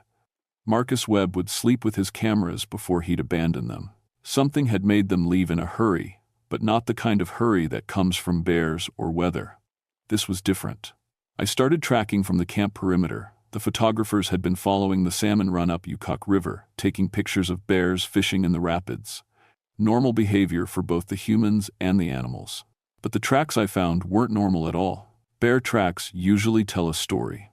They wander, following scent trails or food sources. They show where an animal stopped to investigate something interesting, where it scratched a tree or rolled in the dirt. These tracks were different. They moved in perfectly straight lines, like someone had drawn them with a ruler. No wandering, no sniffing around, no natural bear behavior at all. I followed the tracks for 2 miles before I started feeling watched. The feeling started as a tickle between my shoulder blades, the kind you get when someone's staring at you from across a room. But there was no one around for 50 miles except me and whatever had happened to the photographers. I stopped and listened. The valley is never completely quiet. There's always steam hissing from the vents, wind whistling through the rocks, the distant sound of water running underground. But something was wrong with the sounds today. They seemed muffled, like someone had thrown a blanket over the whole landscape. I pulled out my binoculars and scanned the ridgeline. At first, I saw nothing unusual. Then, movement caught my eye, a large brown bear standing on a ridge about 400 yards away. It wasn't moving, wasn't feeding, just standing there looking in my direction. Bears don't do that. When they notice humans, they either run away or come closer to investigate. They don't stand perfectly still and stare. This one looked like a statue carved from brown stone. I watched it for 5 minutes. It never moved. Never shifted weight, never turned its head, never even seemed to breathe. Finally, I looked away to check my compass, and when I looked back, it was gone. The tracks led deeper into the thermal field, where the ground gets unstable and the sulfur smell becomes strong enough to make you dizzy. I should have turned back, Protocol says never enter active thermal areas alone, especially when visibility is poor from volcanic gases. But those photographers were out here somewhere, and I was the only one who could find them. The tracks started getting weird around noon. I'm talking about impossible weird. The normal bear tracks would suddenly stop, and 20 feet away, they'd start again. Like the animal had jumped an impossible distance, or just stopped existing for a while. I found places where the tracks showed a bear had walked straight up a vertical rock face. Other places where the prints were burned into solid stone, as if the bear's feet were red hot. I started taking pictures with my emergency camera. The film came back later, showing things my eyes hadn't seen at the time. In one shot of normal-looking bear tracks, the developed photo showed a second set of tracks overlapping the first ones. Shadow tracks, like something invisible had been walking alongside the bear. The thermal readings on my equipment started going crazy around 2 o'clock. My portable thermometer showed hot spots moving around independently of the thermal vents. Cold spots too, patches of ground that registered 20 degrees below the surrounding temperature, for no reason I could understand. That's when I found the first camera. It was Marcus Webb's primary camera, a professional Nikon that probably cost more than my truck. It was sitting on a flat rock in the middle of a thermal field, perfectly positioned like someone had set up a shot. The camera was undamaged, but the film inside had been exposed to something that turned it completely black. Except for the last 3 frames. Those frames showed pictures that Marcus couldn't have taken. They were shots of the photography team, but taken from impossible angles high above their heads, as if something had been floating in the air watching them. In the final frame, you could see fear on their faces as they looked up at whatever was holding the camera. Behind them, in that last photo, barely visible in the shadows, were shapes that looked like bears. But the shadows these bears cast didn't match their bodies. The shadows were larger, more angular, and seemed to be reaching toward the humans with arms instead of legs. I was studying the photographs when I heard the sound. It started low, like a diesel engine idling in the distance. But it was coming from multiple directions at once, getting closer. I'd heard bears make a lot of sounds in my 18 years, huffing, woofing, clicking their teeth when they're nervous. This wasn't any sound a bear should make. I grabbed my rifle and bear spray and backed toward higher ground. The sound kept getting closer, but I couldn't see what was making it. Then the sulfur smell got stronger, and the temperature dropped about 10 degrees in 30 seconds. Something moved in my peripheral vision. I spun around and saw a brown bear about 60 yards away, standing in a patch of clear ground between 2 thermal vents. Normal size, normal coloring, normal in every way except for its shadow. The bear's shadow was moving independently. While the animal stood still, its shadow was pacing back and forth like a caged predator. The shadow was also wrong-shaped, too tall, with arms that reached too far, and a head that was the wrong size.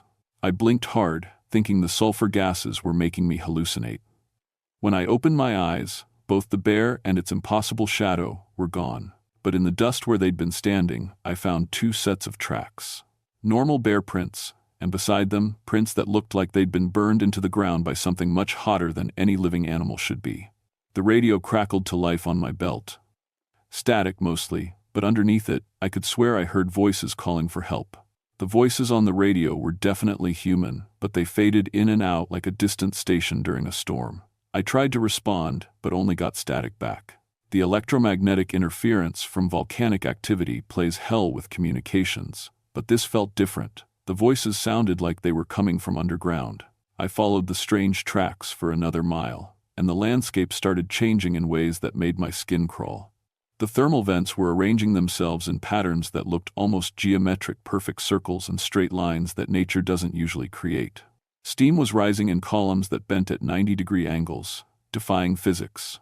My stepfather Samuel's voice echoed in my memory. When the mountains bleed fire, the hungry shadows wake up. They've been sleeping under the earth since the last big eruption, waiting for their chance to walk again. I'd thought it was just folklore.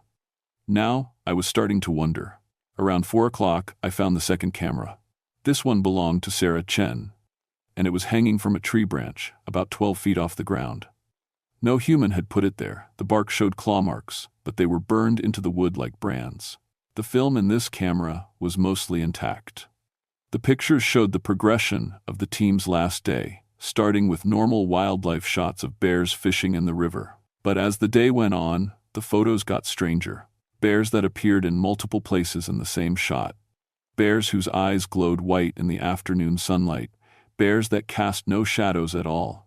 The final photos showed something that made my blood turn cold. The team had been photographing a group of 6 bears near a thermal pool.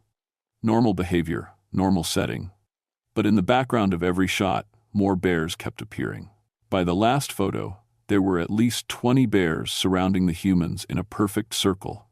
Bears don't hunt in packs like wolves. They're solitary animals except during mating season and when mothers have cubs. These bears were hunting like they had a plan. I was studying the photos when I heard David Kowalski screaming.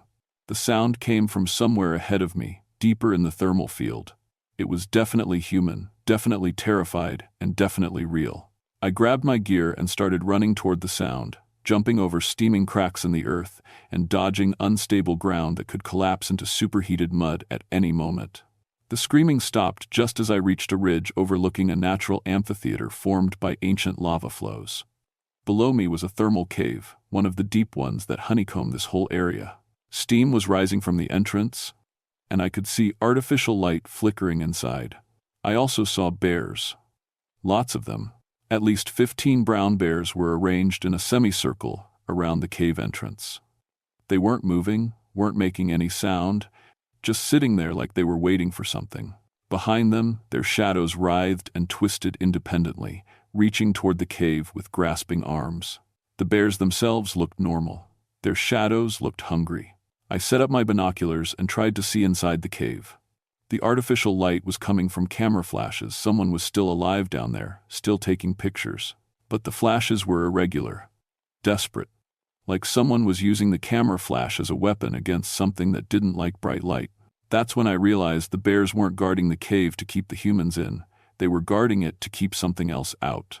Or to keep something else in. I worked my way down the ridge as quietly as possible. 18 years of tracking experience told me how to move without being detected, even by animals with better senses than mine. But these bears were different. As I got closer, I could see that their eyes weren't focusing on anything in the physical world. They were staring at something I couldn't see. Something that existed in the same space, but not the same dimension. 50 yards from the cave, I found Michael Turner. He was alive, barely. Lying behind a boulder, unconscious but breathing. His skin was pale and cold, despite the thermal heat from the ground around us. When I checked his pulse, it was weak and irregular, like his heart was forgetting how to beat. But the strangest thing was his shadow. Michael's body was lying still, but his shadow was struggling, twisting back and forth like it was trying to break free from his body. I could actually see the shadow pulling away from him, stretching toward the cave like it was being drawn by some invisible force. I tried to wake him up, but his eyes opened without focusing on anything. He looked right through me and whispered, "They're eating the light. They're eating everything that makes us warm." Then his shadow snapped back to his body like a rubber band, and he screamed. The sound echoed off the rocks, and all 15 bears turned to look at me at once. Not at the sound, not at the movement directly at me, like they'd known I was there all along and were just waiting for the right moment to acknowledge it. Their shadows began moving toward me while their bodies stayed perfectly still. I grabbed Michael under the arms and started dragging him away from the cave, but something was wrong with his body weight. He felt hollow, like most of his substance had been drained away. His shadow kept trying to stretch back toward the cave, and I could feel it pulling against me like a living thing. The bears began moving then, but not like any bears I'd ever seen. They moved in perfect synchronization, turning as one unit and advancing in a coordinated formation that would have impressed any military unit. Their shadows moved ahead of them, flowing across the ground like spilled oil. I managed to get Michael behind a large boulder and tried the radio again. This time, I got through to headquarters, but the connection was full of static and interference. "Base, this is Ashwood. I've found one of the photographers. Need immediate evacuation? Thermal cave area. Coordinates?" A voice cut through the static, but it wasn't from headquarters. It was Marcus Webb's voice, coming from somewhere inside the cave. "Vincent, don't trust the radio. They can use our voices. They can use anything we've touched." The bears were 30 yards away now, close enough that I could see their eyes. They weren't the normal dark brown of bear eyes.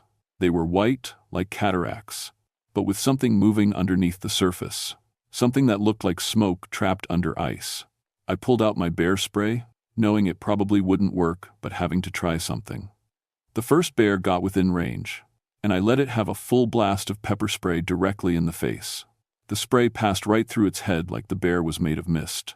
That's when I understood what Samuel had been trying to tell me all those years. These weren't bears anymore. They were something else, wearing bear shapes, something that had crawled up from the deep volcanic chambers where it had been waiting since the last major eruption. The volcanic spirits, the Ungnarak, were real. They fed on life force, on the warmth that makes living things different from rocks and ice. They could possess animals during periods of high volcanic activity, using their bodies as vehicles to hunt for the energy they needed to survive. And they were very, very hungry after sleeping for 70 years. Michael stirred in my arms and pointed toward the cave with a shaking hand. Sarah and David are still alive, but not for long. The shadows are eating them slowly, keeping them fresh. I looked at the cave entrance and saw camera flashes going off in irregular patterns. Someone was still fighting down there, still trying to document what was happening, even as they were being slowly consumed by creatures that shouldn't exist. That's when the guilt hit me. The same guilt I'd carried since Vietnam, when I'd survived missions that killed better men than me. I couldn't run away and let 3 more people die because I was too scared to act. I helped Michael to a more stable position and checked my equipment. 1 rifle with 8 rounds, 1 canister of bear spray that was useless against these things, 1 emergency flare, and 1 container of traditional tobacco that Samuel had given me years ago for spiritual protection. The tobacco. Samuel had always insisted that certain plants could drive away evil spirits. I'd thought it was superstition, but then again, I'd thought shadow spirits were superstition too. The bears had stopped advancing. They formed a circle around me and Michael, close enough to attack but staying just out of reach, waiting for something. Then I saw what they were waiting for.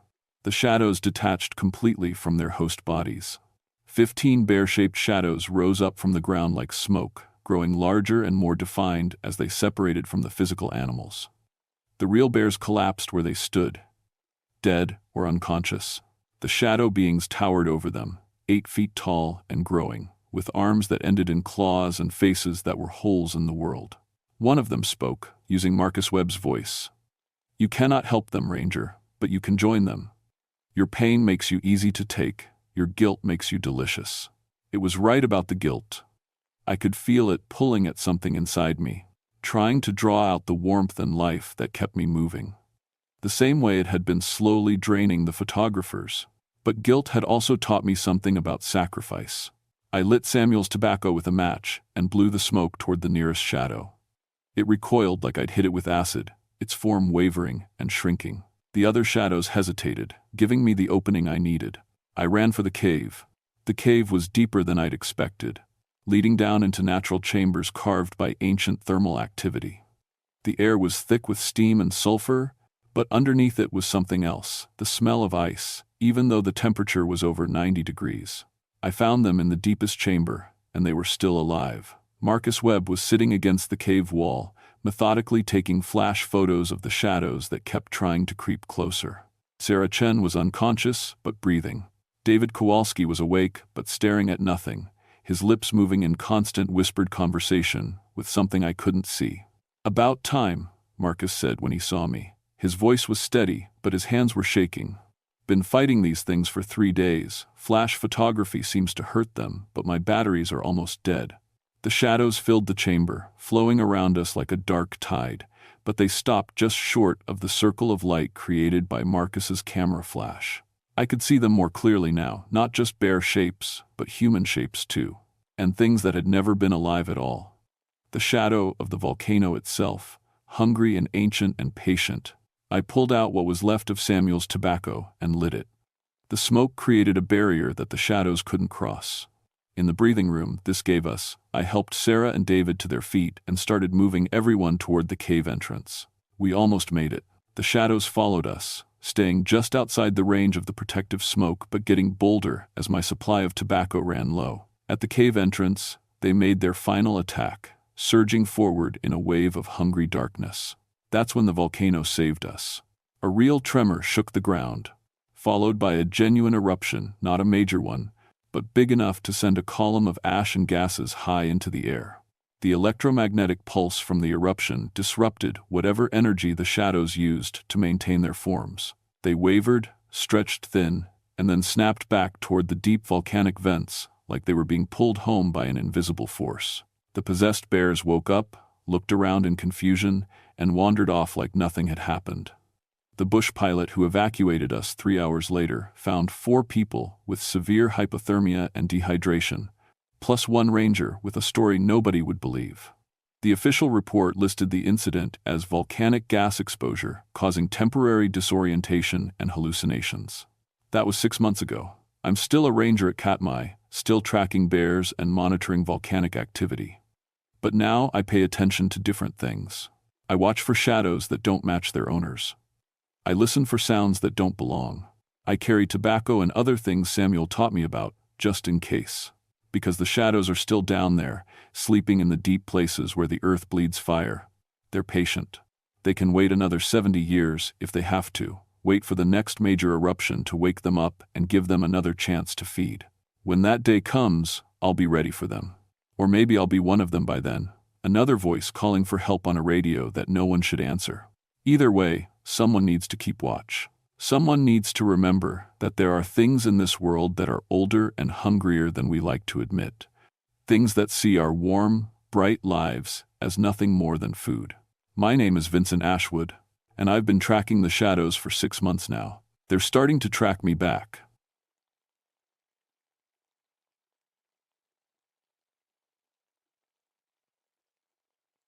My name is Margaret Ravenclaw, but everyone calls me Ice.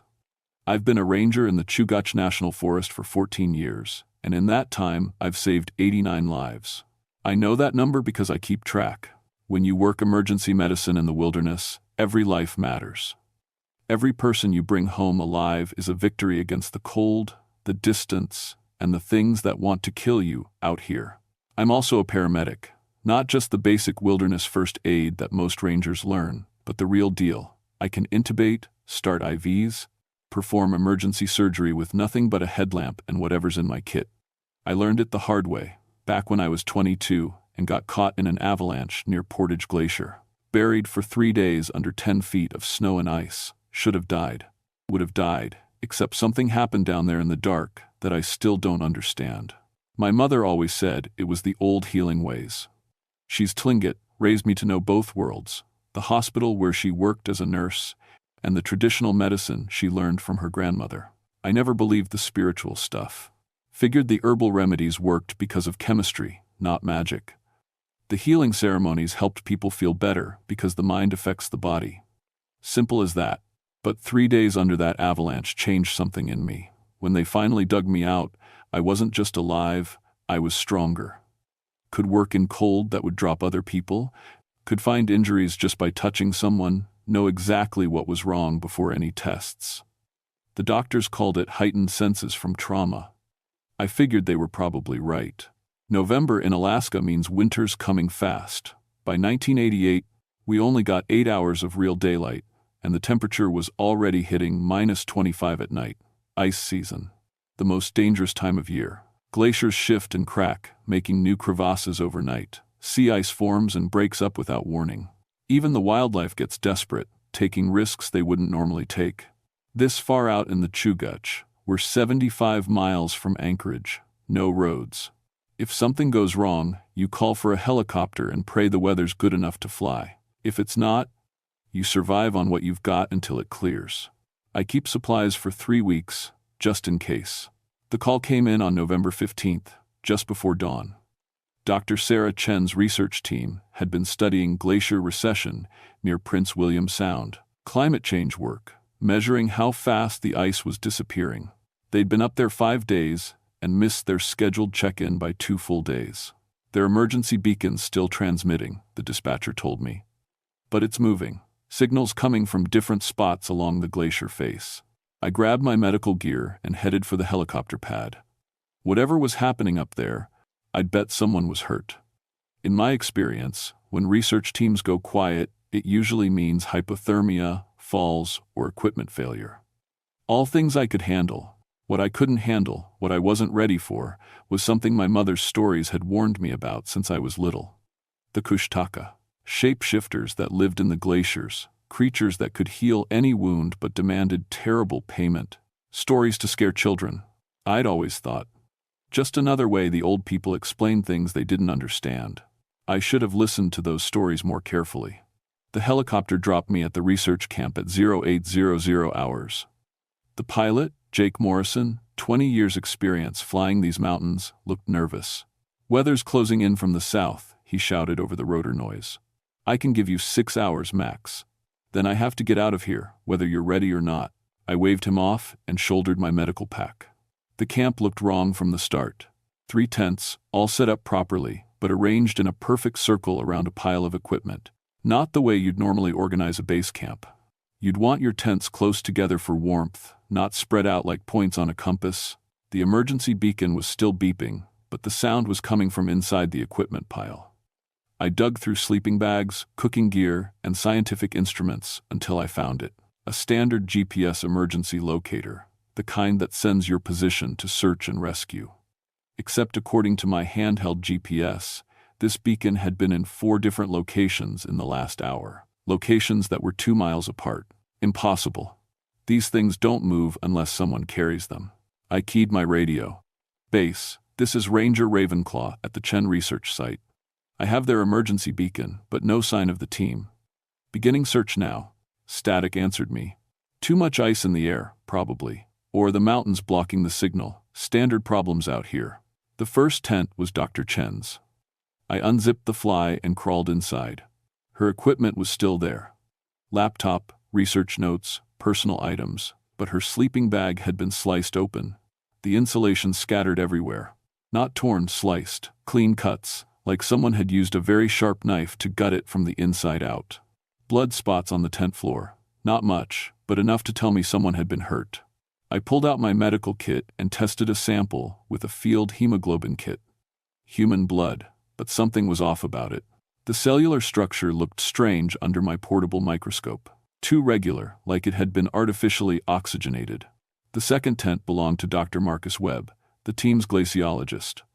Same story, equipment intact, sleeping bag destroyed, blood on the floor. But this time there was something else.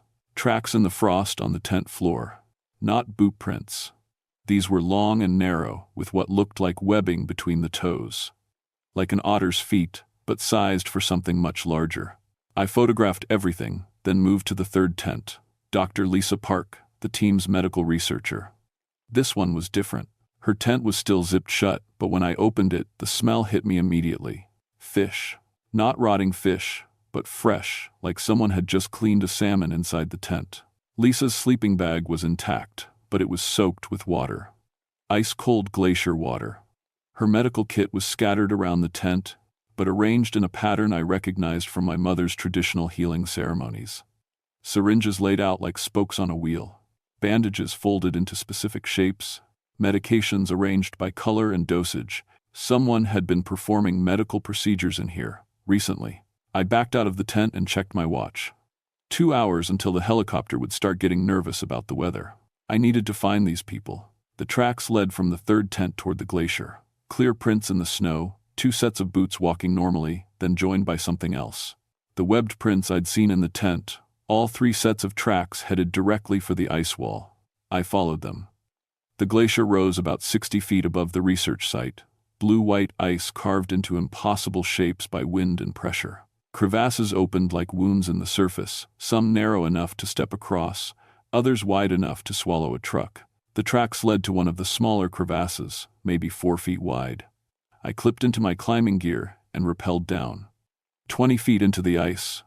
The crevasse opened into a cavity, a cave carved by meltwater, walls smooth as glass. And in that cave, I found Dr. Chen. She was alive, sitting against the ice wall, eyes open, breathing normally. But when I called her name, she didn't respond. I checked her pulse, steady, strong, but too slow. Hypothermia? Maybe. Or shock. "Dr. Chen? Sarah? Can you hear me?" Her eyes focused on me, and she smiled. A normal smile, except for one thing. Her teeth had changed. They were pointed now, sharp like a fish-eater's teeth. and when she opened her mouth to speak, I could see gills fluttering along the sides of her neck. "The healing is almost complete," she said in a voice that wasn't quite her own. "Soon, we'll be able to help everyone." I reached for my medical kit, but she grabbed my wrist. Her hand was ice cold and wet, but her grip was stronger than any human's should be. And I could feel something else. A pulse in her wrist that wasn't a heartbeat. It was too fast, too regular, like the rhythm of something breathing underwater. "You're the one they sent," she said. "The healer. We've been waiting for you." I jerked my hand free and backed away, my headlamp beam dancing across the ice walls. Dr. Chen, or what looked like Dr. Chen, remained sitting against the wall, still smiling with those sharp teeth. "Where are the others?" I demanded, pulling out my radio. "Nothing but static." "They're healing too," she said. "Dr. Webb is in the deep chamber, learning to breathe water. Dr. Park is almost ready for the transformation. Her medical knowledge will be so useful. I've seen hypothermia psychosis before. People say strange things when their brain temperature drops. But this was different. Chen's body temperature felt normal under my medical scanner. Her pulse was steady. Her oxygen saturation was actually higher than normal, not lower like you'd expect with hypothermia. "Sarah, I'm going to help you, but I need you to tell me what happened. Where did the blood in your tent come from?" She tilted her head, studying me. "The kushtaka came to us on the second night. It smelled the sickness in Dr. Park, the cancer growing in her lungs. It wanted to help." My blood went cold. Dr. Park's medical file hadn't mentioned cancer. But if someone could smell disease, it offered to heal all of us, Chen continued. To give us bodies that could survive anything. No more hypothermia, no more drowning, no more death from the things that live in the ice. I backed toward the crevasse opening. "I'm going to get help, real medical help." "You can't leave," Chen said. "It's already started with you." That's when I noticed the water. Ice-cold glacier water was seeping up through cracks in the floor, rising around my boots. But glacier cavities don't flood like this. The water had to be coming from somewhere else. Somewhere connected to the glacier's deeper systems. I climbed as fast as I could, hauling myself up the ice walls. Behind me, I could hear Chen laughing. Not a human laugh. More like the sound a seal makes when it calls to its pod. At the surface, I ran back toward the research camp. I had maybe 3 hours before the helicopter would leave with or without me. Time enough to search for the other 2 team members and call for backup medical evacuation. But the camp had changed while I was underground. The tents were gone, all of them. The equipment pile had been reorganized into a perfect spiral pattern, with medical instruments at the center, IV tubes, syringes, surgical tools, all arranged like an operating room. An operating room built on glacier ice. My radio crackled to life. "Ice, this is Morrison. Weather's getting bad fast. I need to pull you out in 2 hours, not 6. I keyed the mic. "Jake, I need medical evacuation for 3 people. Possible hypothermia, definitely altered mental state. And Jake, bring backup. Bring lots of backup. Static, then, ice, did you say 3 people? Because my instruments show 5 heat signatures at your location. 5 people moving around down there." I spun around, scanning the area. I could see my own tracks, Chen's tracks leading to the crevasse, the strange webbed prints. But now there were others. Fresh tracks in the snow, leading from the glacier toward a deeper crevasse system I hadn't noticed before. I followed them. Had to. If Webb and Park were still alive, they needed medical attention. The tracks led to another crevasse, this one wider and deeper. I could see light coming from somewhere below, not artificial light, but a strange blue-green glow like bioluminescence. Rappelling down, I found a cavern much larger than the first. The walls were covered in ice formations that looked almost organic, like blood vessels or nerve networks frozen in blue ice, and the light was coming from the ice itself, pulsing slowly like a heartbeat. Dr. Webb was there, suspended in a pool of glacier water. He was breathing it. I could see his chest rising and falling as the water flowed in and out of his lungs. His skin had taken on a gray-blue color, and fins were growing along his arms and spine. Dr. Park sat beside the pool, very much alive but changed. The cancer I'd somehow known about was gone. I could tell just by looking at her. But in its place, she'd grown a second set of arms, smaller than the original, but perfectly functional. She was using all 4 hands to arrange medical instruments around the pool's edge. "Margaret," she said without looking up, "we wondered when you'd find us. Are you ready for your treatment?" "Lisa, what happened to you? What happened to Marcus?" She finally looked at me, and her eyes had gone completely black. Not the pupils, the entire eye, like a seal's. "The Kushtaka healed us. It cured my cancer, made Marcus able to survive underwater indefinitely, and now it wants to heal you too." "I'm not sick." "Everyone's sick," she said. "Everyone dies, but the Kushtaka can fix that." The thing in the water, Marcus, raised its head and spoke in bubbles and clicks. Park translated, "He says you have the healing gift already. That's why you survived the avalanche. The Kushtaka has been watching you for years, waiting for the right time to offer its partnership. Partnership, not healing, not help, partnership. What does it want in exchange?" Park smiled with teeth that were too sharp. "It wants to learn human medicine. Our surgical techniques, our drugs, our knowledge of anatomy. In exchange, it teaches us how to heal anything. Cancer, age, death itself." That's when I understood. The Kushtaka wasn't trying to help people. It was experimenting on them. Learning from them. Using human medical knowledge to perfect its own transformation process. And I was next. The water in the pool began to rise. Not overflow, rise straight up, defying gravity, forming a column of liquid ice that sparkled with that blue-green light. And in the center of the column, something took shape. 8 feet tall, humanoid but wrong, sleek gray-brown fur covering powerful muscles, hands that could phase between solid and liquid, fingers ending in claws designed for both surgery and killing. Its face was a mixture of otter and human, with eyes that held intelligence older than the glaciers themselves. The Kushtaka. "Healer," it spoke in a voice like water over stones. "You have come to join the great work." I backed toward the crevasse opening, but the ice walls had somehow grown together. Sealed. The only way out was through the creature. "The great work? Perfecting life?" It said, "Your people have learned to cut and repair, to poison disease and force the body to heal. But you still die. We have learned to reshape life itself, to make bodies that cannot fail. Together, we will eliminate death." Dr. Park nodded enthusiastically. "Think about it, Margaret. No more losing patients to hypothermia. No more watching people die from trauma we can't fix in the field. Perfect bodies that can survive anything." I looked at Marcus in the pool, breathing water but no longer human. At Lisa, with her extra arms and black eyes.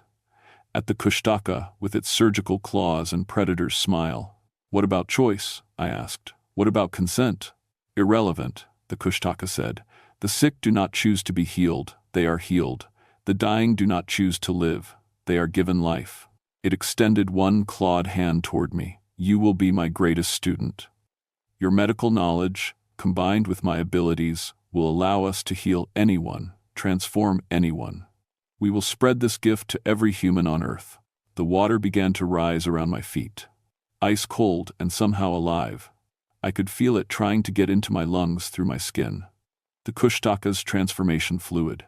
I thought about my mother's traditional healing ceremonies, how she always said the old medicine worked through balance, through giving and taking in equal measure. The Kushtaka had forgotten the giving part. It only took, "I know what you are," I said, pulling my medical kit around to where I could reach it. "My grandmother told stories about you. You're not a healer. You're a predator that wears healing like camouflage." The creature's eyes narrowed. "Your grandmother's stories are obsolete. We offer true medicine now." "No," I said, finding what I needed in my kit. "You offer slavery." The syringe contained ketamine, a powerful anesthetic I carried for emergency procedures. But more importantly for this situation, it was one of the drugs my mother had taught me about. Ketamine had been derived from traditional plant medicines, used to break spiritual possessions, to sever connections between entities and their victims. I jammed the needle into the Kushtaka's extended arm and depressed the plunger. The creature shrieked, a sound like ice breaking, like seals dying. The water column collapsed, splashing down around us. The blue-green light in the ice walls flickered and dimmed. "Impossible," it gasped. "We are beyond your primitive chemistry." "Maybe," I said, pulling out a second syringe. "But this isn't just chemistry." The second injection contained something my mother had prepared years ago. A combination of traditional plant extracts and modern pharmaceuticals, designed to break supernatural healing bonds. I'd carried it for 14 years without ever understanding why. Now I knew. The Kushtaka's form began to blur, shifting between otter and human, between solid and liquid. You cannot stop the great work. Too many have already been transformed. I injected the mixture into Marcus's foreline. The transformation began to reverse immediately, fins retracting, gills sealing shut, human features returning. He gasped and coughed up glacier water, but started breathing air again. "Lisa," I called, preparing a third syringe. "I can fix this. I can make you human again." But Dr. Park shook her head. "I chose this, Margaret. The cancer would have killed me in 6 months. Now I'll live forever." The Kushtaka was weakening, its form becoming less stable. But it wasn't finished. "The healer's choice," it whispered. "Take my place, become what I am. Save your friends, and carry on the great work." For a moment, I almost said yes. The power to heal anything, to transform death into life, to eliminate suffering. What doctor wouldn't want that? Then I remembered the Hippocratic Oath. "First, do no harm." "No deal," I said. I used my last syringe on myself, injecting the traditional medicine directly into my bloodstream. The Kushtaka's influence. 14 years of enhanced healing abilities, supernatural cold resistance, the strange connection I'd felt to injured people, all of it began to fade. The creature let out a final shriek and dissolved into ordinary water, splashing across the cavern floor.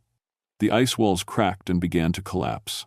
Jake Morrison found us 20 minutes later, rappelling into the collapsing crevasse with 2 other rangers.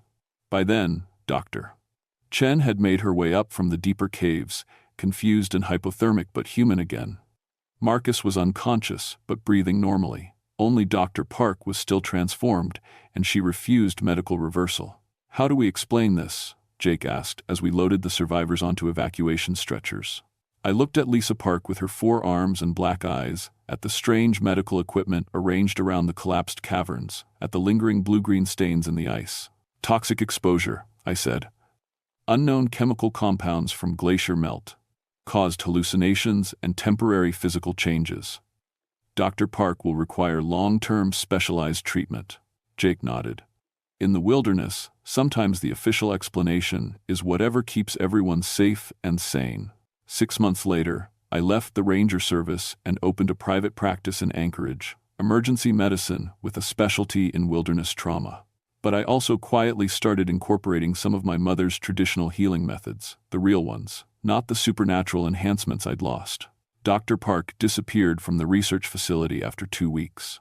Security footage showed her walking out in the middle of the night, heading north toward the glaciers. Sometimes other rangers report strange sightings. A figure with too many arms helping with mountain rescues, saving people who should have died from exposure. I don't search for her. And I don't go back to the Chugach Valley, because sometimes, late at night when I'm treating a patient who should have died, I still feel the temptation. The Kushtaka's offer echoes in my mind. Perfect healing, perfect medicine. All I'd have to do is give up my humanity. The traditional medicine works well enough. I save most of my patients, and the ones I lose die as humans, with their souls intact. It's not perfect healing, but it's honest healing. And in the mountains north of Anchorage, the glaciers continue to retreat. Climate change, the scientists say. But sometimes I wonder if something else is making them melt. Something that learned too much about human medicine and is still out there, perfecting its great work. I keep a syringe of my mother's mixture in my medical kit, just in case. Because healing and transformation aren't the same thing. And sometimes the cure is worse than the disease.